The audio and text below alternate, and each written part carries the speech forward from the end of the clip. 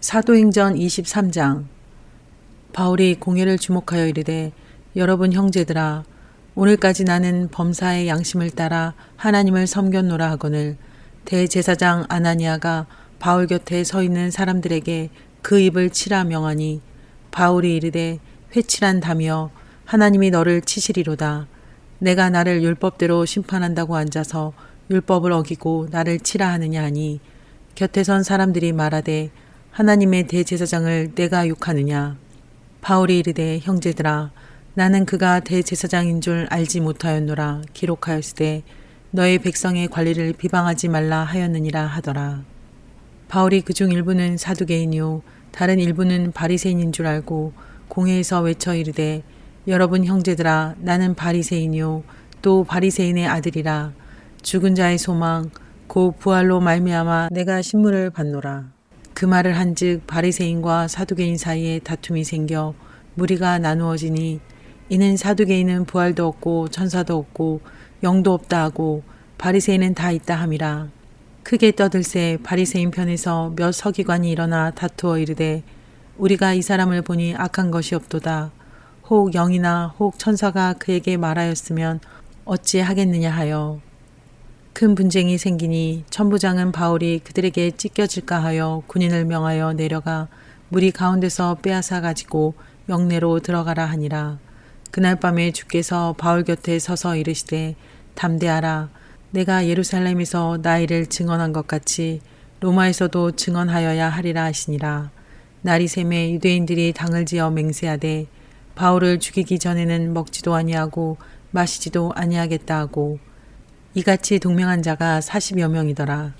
대제사장들과 장로들에게 가서 말하되, 우리가 바울을 죽이기 전에는 아무것도 먹지 않기로 굳게 맹세하였으니, 이제 너희는 그의 사실을 더 자세히 물어보려는 척하면서 공회와 함께 천부장에게 청하여 바울을 너희에게로 데리고 내려오게 하라. 우리는 그가 가까이 오기 전에 죽이기로 준비하였노라 하더니, 바울의 생질이 그들이 매복하여 있다함을 듣고 와서 영내에 들어가 바울에게 알린지라. 바울이 한 백부장을 청하여 이르되, 이 청년을 천부장에게로 인도하라. 그에게 무슨 할 말이 있다 하니, 천부장에게로 데리고 가서 이르되, 제수 바울이 나를 불러 이 청년이 당신께 할 말이 있다 하여 데리고 가기를 청하더이다 하매, 천부장이 그의 손을 잡고 물러가서 조용히 묻되, 내게 할 말이 무엇이냐. 대답하되, 유대인들이 공모하기를 그들이 바울에 대하여 더 자세한 것을 묻기 위함이라 하고 내일 그를 데리고 공회로 내려오기를 당신께 청하자 하였으니, 당신은 그들의 청함을 따르지 마옵소서. 그들 중에서 바울을 죽이기 전에는 먹지도 않고 마시지도 않기로 맹세한 자 40여 명이 그를 죽이려고 숨어서 지금 다 준비하고 당신의 허락만 기다리나이다 하니, 이에 천부장이 청년을 보내며 경계하되, 이 일을 내게 알렸다고 아무에게도 이르지 말라 하고, 백부장 둘을 불러 이르되, 밤 제3시에 가이사랴까지 갈 보병 200명과 기병 70명과 창병 200명을 준비하라 하고, 또 바울을 태워 총독 벨릭스에게로 무사히 보내기 위하여 짐승을 준비하라 명하며, 또 이 아래와 같이 편지하니 일렀으되, 글라우디오 루시아는 총독 벨릭스 가깝게 문안하나이다. 이 사람이 유대인들에게 잡혀 죽게 된 것을 내가 로마 사람인 줄 들어 알고 군대를 거느리고 가서 구원하여다가 유대인들이 무슨 일로 그를 고발하는지 알고자 하여 그들의 공회로 데리고 내려갔더니, 고발하는 것이 그들의 율법 문제에 관한 것뿐이요 한 가지도 죽이거나 결박할 사유가 없음을 발견하였나이다. 그러나 이 사람을 해하려는 관계가 있다고 누가 내게 알려주기로 곧 당신께로 보내며, 또 고발하는 사람들도 당신 앞에서 그에 대하여 말하라 하였나이다 하였더라. 보병이 명을 받은 대로 밤에 바울을 데리고 안디바드리에 이르러 이튿날 기병으로 바울을 호송하게 하고 영내로 돌아가니라. 그들이 가이사랴에 들어가서 편지를 총독에게 드리고 바울을 그 앞에 세우니, 총독이 읽고 바울더러 어느 영지 사람이냐 물어 길리기아 사람인 줄 알고 이르되, 너를 고발하는 사람들이 오거든 내 말을 들으리라 하고 헤롯궁에 그를 지키라 명하니라. 로마군 천부장 영내에 있던 바울이 천부장이 소집한 유대인들의 공회 앞에 서서 다시 증언합니다. 형제들아, 나는 범사의 양심을 따라 하나님을 섬겼노라 하고 말을 시작하자, 대제사장이 바울 곁에 서 있는 사람들에게 그 입을 치라 명합니다. 바울은 이 험악한 상황에서 같은 바리새인으로서 공회 중에 있는 바리새인들을 보며 말합니다. 형제들아, 나는 바리새인이요 죽은 자의 소망 곧 부활로 말미암아 내가 시문을 받노라 하자 갑자기 그들 사이에 다툼이 생기고 큰 분쟁으로 확대되자 천부장이 바울을 보호하려고 다시 영내로 들여보냅니다. 전날 영내로 들어가는 청대에서 연설할 때도 그리고 지금 다시 공회 앞에서도 유대인을 설득하는 데 실패하게 되지만 그날 밤 주께서 바울 곁에 오셔서 담대하라, 내가 로마에서도 증언해야 하리라 하고 말씀하십니다. 바울은 주께로부터 직접 장차 이루어질 일을 지시받고 큰 힘과 위로를 받았으리라 생각합니다. 이 사도행전을 읽으며 이렇게 주님께서 자신의 일꾼들과 동행하시며 구체적으로 길을 인도하심을 보며 참 놀랍고 감사한 마음이 듭니다. 그리고 13절 이어서 보면요. 바울을 죽이려고 동맹한 결사대 40여 명이 천부장에게 청하여 바울을 공회로 데리고 오게 하면 그가 오는 길에 죽이려고 모의하는데 바울의 생질이 이 사실을 알고 영내로 들어가 천부장에게 말을 하는데요. 당신은 그들의 청함을 따르지 마옵소서. 40여 명이 그를 죽이려고 숨어서 기다리나이다 하고 알려줍니다. 그러자 천부장은 신속히 백부장 둘을 불러서 밤 제3시 그러니까 밤 9시입니다. 밤 9시에 총독이 있는 가이사라까지 갈 보병 200명, 기병 70명, 창병 200명과 바울을 태워보낼 짐승을 준비시키고 총독 벨리스에게 보내는 편지까지 써보내며 바울을 안전하게 가이사라까지 호송하게 합니다. 동원된 군인들 숫자만 해도 470명이나 됩니다. 이렇게 해서 40명이나 되는 자격들과 온 공회의 모의로 죽을 뻔한 바울은 천부장의 전폭적인 배려로 그들의 손에 넘겨지지 않고 제수가 아니라 어찌 보면 왕처럼 안전하고 당당하게 가이사라로 호송됩니다. 24장 다세오의 대제사장 아나니아가 어떤 장로들과 한 변호사 더둘로와 함께 내려가서 총독 앞에서 바울을 고발하니라.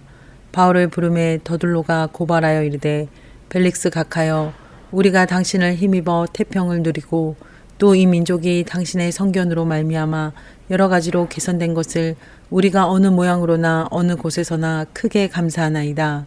당신을 더 괴롭게 아니하려 하여 우리가 대강 여짜옵나니 관용하여 들으시기를 원하나이다. 우리가 보니 이 사람은 전염병 같은 자라.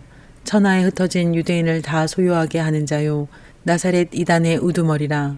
그가 또 성전을 더럽게 하려 함으로 우리가 잡아싸우니 당신이 친히 그를 신문하시면 우리가 고발하는 이 모든 일을 아실 수 있나이다 하니 유대인들도 이에 참가하여 이 말이 옳다 주장하니라. 총독이 바울에게 머리로 표시하여 말하라 하니 그가 대답하되 당신이 여러 해 전부터 이 민족의 재판장 된 것을 내가 알고 내 사건에 대하여 기꺼이 변명하나이다. 당신이 아실 수 있는 바와 같이 내가 예루살렘에 예배하러 올라간 지 12일밖에 안 되었고 그들은 내가 성전에서 누구와 변론하는 것이나 회당 또는 시중에서 무리를 소동하게 하는 것을 보지 못하였으니 이제 나를 고발하는 모든 일에 대하여 그들이 능히 당신 앞에 내세울 것이 없나이다. 그러나 이것을 당신께 고백하리이다. 나는 그들이 이단이라 하는 도를 따라 조상의 하나님을 섬기고 율법과 선지자들의 글에 기록된 것을 다 믿으며 그들이 기다리는 바 하나님께 향한 소망을 나도 가졌으니 곧 의인과 악인의 부활이 있으리라 함이니이다. 이것으로 말미암아 나도 하나님과 사람에 대하여 항상 양심에 거리낌이 없기를 힘쓰나이다. 여러 해 만에 내가 내 민족을 구제할 것과 재물을 가지고 와서 드리는 중에 내가 결례를 행하였고 모임도 없고 소동도 없이 성전에 있는 것을 그들이 보았나이다. 그러나 아시아로부터 온 어떤 유대인들이 있었으니 그들이 만일 나를 반대할 사건이 있으면 마땅히 당신 앞에 와서 고발하였을 것이요 그렇지 않으면 이 사람들이 내가 공회 앞에 섰을 때에 무슨 옳지 않은 일을 보았는가 말하라 하소서. 오직 내가 그들 가운데 서서 외치기를 내가 죽은 자의 부활에 대하여 오늘 너희 앞에 신문을 받는다고 한 이 한 소리만 있을 따름이니이다 하니 벨릭스가 이 도에 관한 것을 더 자세히 아는 고로 연기하여 이르되 천부장 루시아가 내려오거든 너 이를 처결하리라 하고 백부장에게 명하여 바울을 지키되 자유를 주고 그의 친구들이 그를 돌보아 주는 것을 금하지 말라 하니라. 수일 후에 벨릭스가 그 아내 유대 사람 드루실라와 함께 와서 바울을 불러 그리스도 예수 믿는 도를 듣거늘 바울이 의와 절제와 장차 오는 심판을 강론하니 벨릭스가 두려워하여 대답하되 지금은 가라 내가 틈이 있으면 너를 부르리라 하고 동시에 또 바울에게서 돈을 받을까 바라는 거로 더 자주 불러 같이 이야기하더라. 이태가 지난 후 보르기오 베스도가 벨릭스의 소임을 이어받으니 벨릭스가 유대인의 마음을 얻고자 하여 바울을 구려하여 두니라. 바울이 가이사라로 호송된 후 닷새 만에 대제사장 일행이 내려와서 총독 앞에서 바울을 고발합니다. 이 사람은 전염병 같은 자라 천하에 흩어진 유대인을 다 소요하게 하는 자요 나사렛 이단의 우두머리라 하고 고소하자 바울은 다시 한번 변론합니다. 11절부터 보면요. 내가 예루살렘에 올라간 지 12일밖에 안 되었고 성전이나 회당이나 시중에서 아무 소동도 없었으므로 고발할 아무 일도 없었고 나는 그들이 이단이라 하는 도를 따라 하나님을 섬기고 율법과 선지자의 글을 다 믿으며 부활의 소망을 가지고 하나님과 사람 앞에 양심의 거리낌 없기를 힘쓰나이다 하면서 고발 내용이 사실무근이라고 밝힘과 동시에 나사렛 이단이라 하는 도가 지극히 온전하게 하나님을 섬기는 것임도 밝히고 있습니다.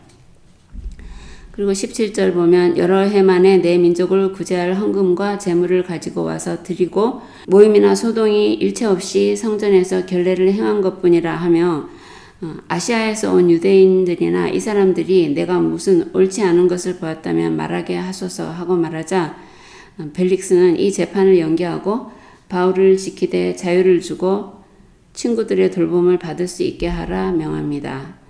그 후 벨릭스는 바울을 불러 예수 믿는 도를 듣고 의와 절제와 심판에 대한 이야기를 듣고 두려워하지만 돈을 받기를 바라며 자주 불러 이야기합니다. 결국 믿음을 받아들이지는 않은 것 같습니다. 그리고 2년 후에 베스도가 새 총독으로 부임하지만 바울은 여전히 갇힌 상태로 있게 됩니다. 25장 베스도가 부임한 지 3일 후에 가이사라에서 예루살렘으로 올라가니 대제사장들과 유대인 중 높은 사람들이 바울을 고소할세 베스도의 호의로 바울을 예루살렘으로 옮기기를 청하니 이는 길에 매복하였다가 그를 죽이고자 함이더라. 베스도가 대답하여 바울이 가이사라에 구류된 것과 자기도 멀지 않아 떠나갈 것을 말하고 또 이르되 너희 중 유력한 자들은 나와 함께 내려가서 그 사람에게 만일 옳지 아니한 일이 있거든 고발하라 하니라. 베스도가 그들 가운데서 8일 혹은 10일을 지낸 후 가이사라로 내려가서 이튿날 재판자리에 앉고 바울을 데려오라 명하니 그가 나오매 예루살렘에서 내려온 유대인들이 둘러서서 여러 가지 중대한 사건으로 고발하되 능히 증거를 대지 못한지라. 바울이 변명하여 이르되 유대인의 율법이나 성전이나 가이사에게나 내가 도무지 죄를 범하지 아니하였노라 하니 베스도가 유대인의 마음을 얻고자 하여 바울더러 묻되 내가 예루살렘에 올라가서 이 사건에 대하여 내 앞에서 신문을 받으려느냐. 바울이 이르되 내가 가이사의 재판자리 앞에 섰으니 마땅히 거기서 신문을 받을 것이라. 당신도 잘 아시는 바와 같이 내가 유대인들에게 불의를 행한 일이 없나이다. 만일 내가 불의를 행하여 무슨 죽을 죄를 지었으면 죽기를 사양하지 아니할 것이나 만일 이 사람들이 나를 고발하는 것이 다 사실이 아니면 아무도 나를 그들에게 내줄 수 없나이다. 내가 가이사께 상소하노라 한데 베스도가 배석자들과 상의하고 이르되 내가 가이사에게 상소하였으니 가이사에게 갈 것이라 하니라. 수일 후에 아그리빠 왕과 베니게가 베스도에게 문안하러 가이사라에 와서 여러 날을 있더니 베스도가 바울의 일로 왕에게 고하여 이르되 벨릭스가 한 사람을 구리하여 두었는데 내가 예루살렘에 있을 때 유대인의 대제사장들과 장로들이 그를 고소하여 정죄하기를 청하기에 내가 대답하되 무릇 피고가 원고들 앞에서 고소 사건에 대하여 변명할 기회가 있기 전에 내주는 것은 로마 사람의 법이 아니라 하였노라. 그러므로 그들이 나와 함께 여기 오매 내가 지체하지 아니하고 이튿날 재판 자리에 앉아 명하여 그 사람을 데려왔으나 원고들이 서서 내가 짐작하던 것과 같이 악행의 혐의는 하나도 제시하지 아니하고 오직 자기들의 종교와 또는 예수라 하는 이가 죽은 것을 살아있다고 바울이 주장하는 그 일에 관한 문제로 고발하는 것뿐이라. 내가 이 일에 대하여 어떻게 심리하는지 몰라서 바울에게 묻되 예루살렘에 올라가서 이 일의 신문을 받으려느냐 한즉 바울은 황제의 판결을 받도록 자기를 지켜주기를 호소하므로 내가 그를 가이사에게 보내기까지 지켜두라 명하였노라 하니 아그리빠가 베스도에게 이르되 나도 이 사람의 말을 듣고자 하노라. 베스도가 이르되 내일 들으시리이다 하더라. 이튿날 아그리빠와 베니게가 크게 위험을 갖추고 와서 천부장들과 시중에 높은 사람들과 함께 접견 장소에 들어오고 베스도의 명으로 바울을 데려오니 베스도가 말하되 아그리빠 왕과 여기 같이 있는 여러분이여 당신들이 보는 이 사람은 유대의 모든 무리가 크게 외치되 살려두지 못할 사람이라고 하여 예루살렘에서와 여기서도 내게 청원하였으나 내가 살피건대 죽일 죄를 범한 일이 없더이다. 그러나 그가 황제에게 황소한 고로 보내기로 결정하였나이다. 그에 대하여 황제께 확실한 사실을 아를 것이 없으므로 심문한 후 상소할 자료가 있을까 하여 당신들 앞 특히 아그리빠 왕 당신 앞에 그를 내세웠나이다. 그 제목도 밝히지 아니하고 죄수를 보내는 것이 무리한 일인 줄 아나이다 하였더라. 새 총독 베스도가 예루살렘에 올라가니 대제사장들과 유대 고관들이 바울을 고소하며 바울을 예루살렘으로 옮기기를 청하는데 이것은 길에 매복했다가 죽이려 하는 것이었습니다. 2년이 지난 이때도 여전히 바울을 암살할 시도는 계속되고 있습니다. 정말 끈질깁니다. 베스도는 자기가 곧 가이사랴에 갈 것이고 바울도 거기 있으니까 그들이 가이사랴에 와서 고발하라 하여서 암살 시도는 다시 무산됩니다. 며칠 후 가이사랴에서 다시 재판이 열려서 유대인들이 여러 가지 사건으로 고발하나 증거는 없고 바울은 내가 도무지 죄를 범하지 않았다고 주장하는 상황이 다시 벌어집니다. 그러자 베스도가 유대인의 마음을 얻으려고 예루살렘에 올라가서 다시 신문 받겠느냐 하고 묻고 바울은 당신도 아시는 바와 같이 내가 불의를 행한 일이 없나이다. 아무도 나를 그들에게 내줄 수 없나이다. 내가 가이사께 상소하노라 하여 베스도는 배석자들과 상의하여 그 청원을 받아들입니다. 지루한 재판이 2년 이상 계속되어도 바울에 대한 유대인의 살기는 등등합니다. 총독도 바울이 죄가 없는 줄 알고 바울도 총독의 심중을 알고 있지만 바울은 자신이 무죄하니 석방시켜 달라고 요구하지 않고 가이사께 상소합니다.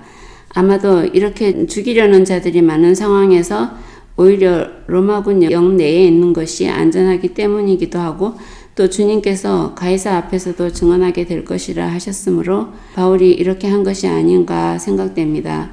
결과적으로 모든 것이 주의 말씀하신 대로 되어가고 있는 것을 볼 수 있습니다. 오늘 여기까지 하겠습니다. 감사합니다.